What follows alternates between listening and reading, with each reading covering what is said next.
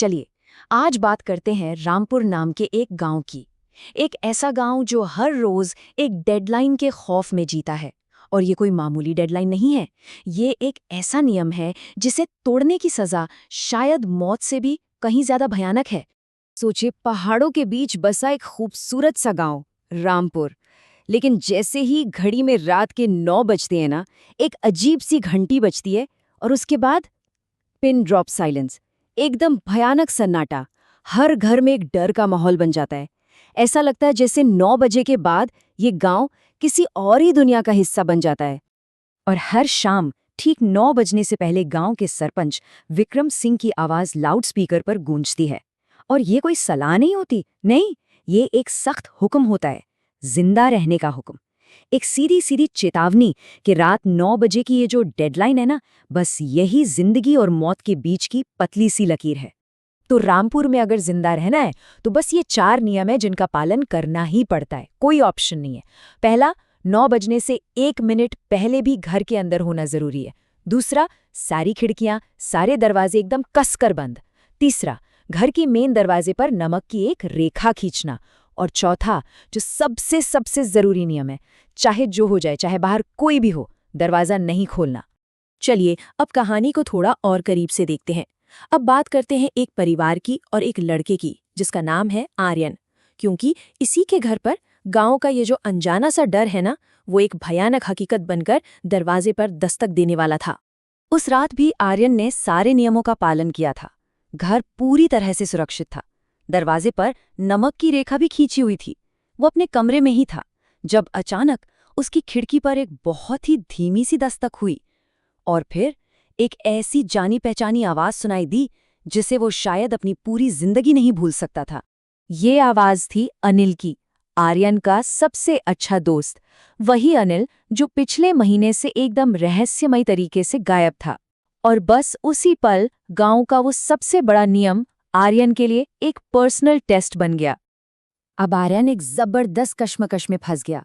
सोचे, एक तरफ उसके पिता की सख्त चेतावनी थी कि 9 बजे के बाद दरवाजे के बाहर जो भी आवाज आए वो इंसान की नहीं होती, और दूसरी तरफ उसका जिगरी दोस्त मदद के लिए गिड़गिड़ा रहा था।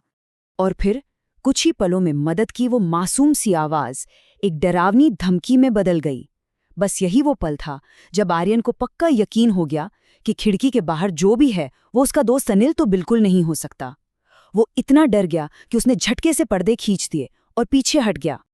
अगली सुबह होती है। आर्यन के मन में हजारों सवाल थे, और शायद इन सवालों का जवाब देने के लिए ही सरपंच विक्रम सिंह उसे गांव के बाहर बने उस पुराने मनहूस कुएं के पास ले जाते हैं। वो कुआं जहां इस पूरे श्राप की जड़ें दफन थीं।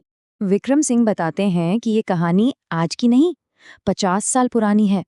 हुआ ये था कि 50 साल पहले अनिल नाम का ही एक छोटा सा बच्चा इसी कुएं में गिरकर मर गया था, और किसी ने भी उसे बचाने की कोशिश नहीं की। उसी दिन उसकी मां ने गुस्से और दुख में पूरे गांव को श्राप दे दिया। और देखिए, पिछले ही महीने आर्यन का दोस्त, जिसका नाम भी अनिल था, वो भी इसी कुएं के पास से गायब हो गया। और ये थे उस मां के आखिरी शब्द। यही वो श्राप है जो पीढ़ियों से रामपुर गांव के लोगों को एक भयानक सपने की तरह सता रहा है। एक ऐसा श्राप जो हर 50 साल में गांव के एक बच्चे को अपना साथी बना लेता है। तो इस सबसे बचने का तरीका क्या है? बस एक चीज, नमक की वो रेखा। माना जाता है कि नमक एक पवित्र चीज है, एक ऐसा बैरियर जिसे बुरी आत्माएं पार नहीं कर सकती। लेकिन इसकी एक बहुत बड़ी कमजोरी है। ये रेखा तभी तक काम करती है जब तक आप दरवाजा बंद रखें। अगर घर के अंदर से किसी ने दरवाजा खोलकर उस चीज को अंदर बुला लिया, तो फिर ये नमक की रेखा भी बेकार हो जाती है। और ये नियम तोड़ने का अंजाम क्या होता है, इसका एक जीता जागता, या कहूँ एक गायब हो चुका उदाहरण है रमेश की कहानी।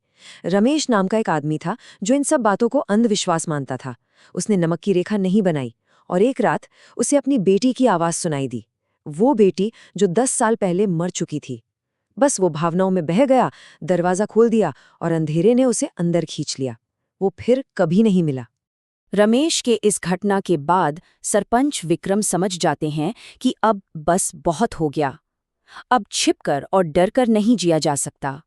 अब वक्त आ गया है कि इस श्राप का आमने सामने से मुकाबला किया जाए और इसे जड़ से खत्म कर दिया जाए।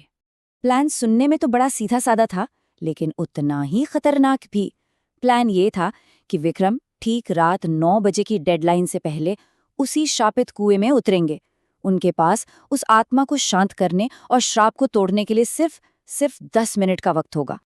और कुएं में उतरने से पहले उन्होंने अपने बेटे आर्यन से एक बात कही जो इस मिशन के जानलेवा होने का सबूत थी।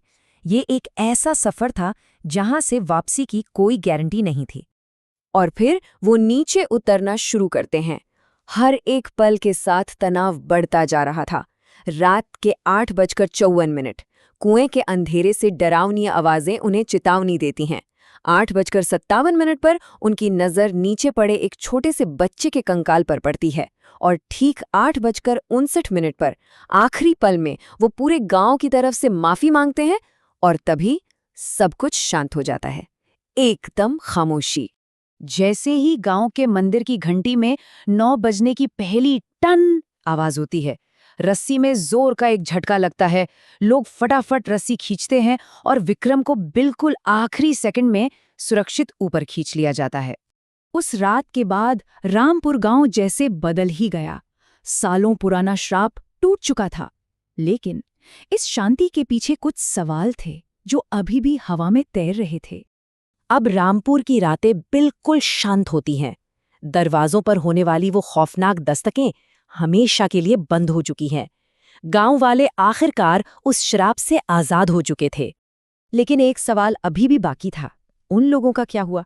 वो लोग जिन्हें इस श्राप ने इन सालों में अपना शिकार बनाया था। और सच थोड़ा कड़वा था। श्राप तो टूट गया, शांति भी मिल गई, लेकिन जो लोग खो गए थे वो कभी वापस नहीं आए। न तो रमेश कभी लौटा और न ही आर्यन का दोस्त अनिल कभी मिला। लेकिन कहानी यहाँ खत्म नहीं होती।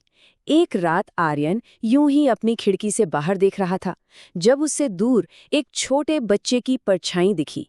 ये वही पहला अनिल था, पर इस बार उसकी आंखों में गुस्सा नहीं, शांति थी।